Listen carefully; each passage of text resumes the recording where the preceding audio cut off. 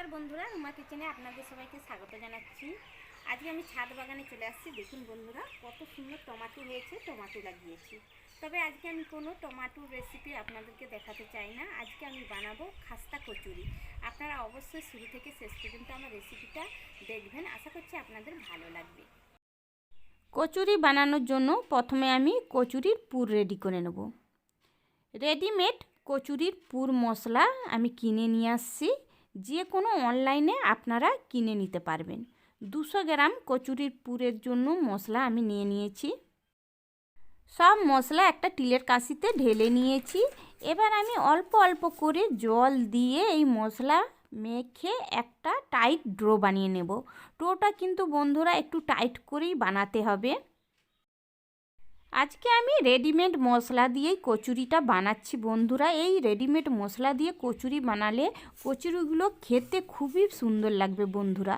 আর কচুরিগুলো বানানোর পরে আপনারা 1 সপ্তাহ রেখে খেতে পারবেন, নষ্টও হবে না। বন্ধুরা, আপনারা শুরু থেকে শেষ পর্যন্ত আমার রেসিপিটা দেখতে থাকুন, তাহলে কিন্তু বাড়িতে একদম দোকানের মতো খাস্তা কচুরি বানাতে পারবেন। মশলা মেখে একটা টাইট করে ডো বানিয়ে নিয়েছি। এবার ডোটাকে ঢেকে রেখে দিচ্ছি 30 মিনিটের জন্য। বন্ধুরা, 30 মিনিট ঢেকে রাখতে হবে কিন্তু। এবার আমি ময়দা মেখে নেব। তার জন্য একটা স্টিলের কাঁচিতে 1/2 কিলো ময়দা নিয়ে নিচ্ছি।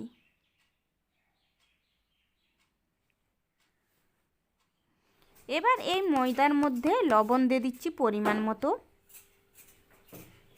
ছোট চামচের 1 চামচ পরিমাণে জোয়ান দিয়ে ময়দা মিক্স করে নেব জোয়ানের সাথে। ময়দা মেখে নিয়েছি জোয়ানের সাথে। এবার রিফাইন অয়েল দিয়ে দিচ্ছি। অয়েলটা একটু বেশি করে দিচ্ছি বন্ধুরা। অয়েলটা বেশি করে দিলে তাহলে কিন্তু কচুরিগুলো খুবই ক্রিস্পি হবে। এই দেখুন বন্ধুরা, অয়েল দিয়ে ময়দা মাখানোর পরে ময়দা মুঠো মুঠো হয়ে যাচ্ছে। এমনভাবে অয়েল দিয়েছি ময়দা মুঠো মুঠো হয়ে যাচ্ছে। আর আমি হালকা গরম জল নিয়েছি। খুব বেশি গরম জল দেওয়া চলবে না বন্ধুরা, যাতে আগুন ডুবানো যায় সেই মতোই আমি গরম জল দিয়ে ময়দা মেখে একটা ডো বানিয়ে নিচ্ছি। ডোটা কিন্তু বেশি নরমও হবে না, আবার বেশি টাইটও হবে না। কিছুক্ষণ ধরে ময়দা মেখে ডো বানিয়ে নিয়েছি। ডোটা আমি হাত দিয়ে চেপে দেখাচ্ছি। এই দেখুন বন্ধুরা, ডোটা বেশি টাইটও হয়নি, বেশি নরমও হয়নি। এবার ডোটাকে আমি কিছুক্ষণের জন্য ঢেকে রেস্টে রেখে দিচ্ছি। এবার আমি যে কচুরির পুরটা মেখে রেখেছিলাম ঢাকনাটা খুলছি। কচুরির পুরটা বেশ টাইট হয়ে গিয়েছে। এবার আমি একটা জামবাটি নিয়ে নিয়েছি। হাত দিয়ে কচুরির এই যে ডালা করে রাখা পুরটাকে ভেঙে নেব, একদম গুঁড়ো গুঁড়ো করে নেব। দেখুন বন্ধুরা, হাত দিয়ে চাপ দিতেই কত সুন্দর গুঁড়ো গুঁড়ো হয়ে যাচ্ছে। একদম ডালা রাখা চলবে না, ভালোভাবে গুঁড়ো করে নিতে হবে। কত সহজে দেখুন বন্ধুরা গুঁড়ো হয়ে যাচ্ছে। এই দেখুন, একটুও ডালা ডালা নেই, ভালোভাবে গুঁড়ো করে নিয়েছি। ওভেনে আগে থেকে কড়া বসিয়ে দিয়েছিলাম। কড়া গরম হয়ে গিয়েছে, দেশি ঘি দিয়ে দিচ্ছি।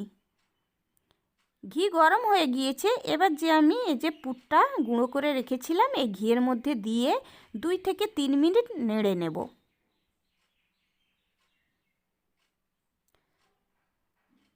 প্রায় 3 মিনিট ধরে নেড়ে নিয়েছি। পুর থেকে খুব সুন্দর একটা গন্ধ বেরোচ্ছে। এবার আমি গ্যাসটা অফ করে নামিয়ে নিচ্ছি। একটা কাঁচিতে ঢেলে নিয়েছি।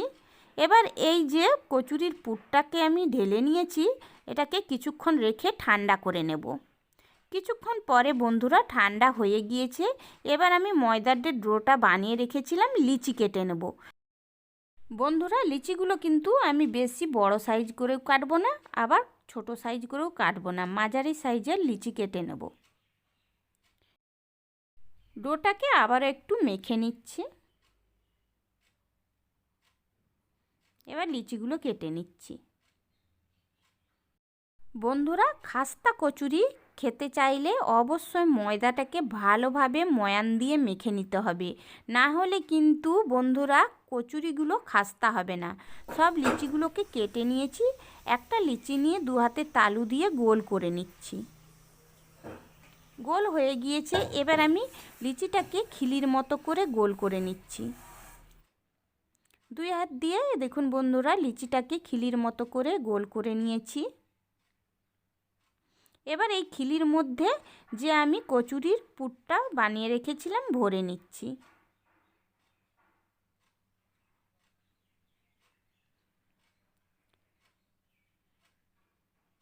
পুর ভরে নিয়েছি, এবার খিলির মুখটাকে ভালোভাবে বন্ধ করে দেব।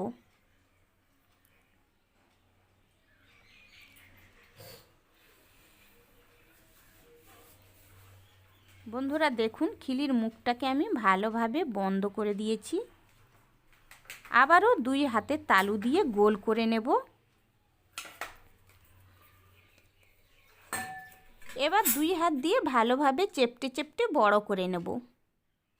দেখুন বন্ধুরা দুই হাতের তালু দিয়ে চেপটে চেপটে বড় করে নিচ্ছি।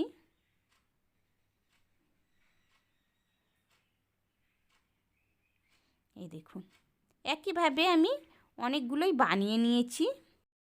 আগে থেকে রিফাইন অয়েল গরম করতে বসিয়ে দিয়েছিলাম, অয়েল গরম হয়ে গিয়েছে। এবার আমি কচুরিগুলো ভেজে নেব। বন্ধুরা কচুরিগুলো অয়েলের মধ্যে দেওয়ার আগে আমি অয়েলটাকে খুব ভালোভাবে গরম করে তারপরে হালকা ঠান্ডা করে নিয়েছি। অয়েল খুব গরম থাকা অবস্থায় বন্ধুরা কচুরিগুলো একদম ভাজতে যাবেন না, তাহলে কিন্তু কচুরির ওপরগুলো কালার চলে আসবে আর ভেতরগুলো খুব ভালোভাবে ভাজা হবে না, ক্রিস্পিও হবে না। এক পাশটা ভাজা হয়ে গিয়েছে, হালকা উল্টে দিচ্ছি। আর এই কচুরিগুলো ভাজার সময় বন্ধুরা গ্যাসের আঁচটা মিডিয়ামে রেখে কচুরিগুলোকে ভেজে নিতে হবে। কিছুক্ষণ পরে দেখুন বন্ধুরা কচুরিগুলো খুব সুন্দর ফুলে উঠছে, এই দেখুন। আর কচুরিগুলো ভাজার সময় বন্ধুরা অনবরত উল্টে পাল্টে কচুরিগুলোকে ভেজে নিতে হবে, না হলে কিন্তু এক পাশটা কালার হয়ে যাবে আর এক পাশটা কালার হবে না। কিছুক্ষণ পরে দেখুন বন্ধুরা কচুরিগুলো খুব সুন্দর কালার হয়ে গিয়েছে। এই কচুরিগুলো ভাজা হয়ে গিয়েছে, প্লেটে উঠিয়ে নিচ্ছি। কত সুন্দর ফুলেছে দেখুন বন্ধুরা। এই কচুরিগুলোকে ডিব্বার মধ্যে ভরে বন্ধুরা 7 থেকে 8 দিন রাখতে পারবেন, খারাপও হবে না। তো বন্ধুরা আমার রেসিপি আপনাদের কেমন লাগলো অবশ্যই কমেন্ট করে জানাবেন। রেসিপিটা যদি ভালো লেগে থাকে অবশ্যই সাবস্ক্রাইব, লাইক, শেয়ার করে দেবেন। সব কচুরিগুলোকে একইভাবে ভেজে একটা হটপটে উঠিয়ে নিয়েছি। বন্ধুরা দেখতে কতটা সুন্দর লাগছে, আর আমি প্লেটেও সাজিয়ে নিয়েছি। একটা কচুরি বন্ধুরা আপনাদেরকে ভেঙে দেখাচ্ছি, এই দেখুন কতটা ক্রিস্পি হয়েছে, কত সুন্দর আওয়াজ হচ্ছে। ভেতরটা দেখাচ্ছি দেখুন বন্ধুরা কত সুন্দর হয়েছে। তো বন্ধুরা আবার অন্য কোনো রেসিপি নিয়ে আপনাদের সামনে আসবো। আপনারা সবাই ভালো থাকবেন। আজকের মতো বাই, টাটা।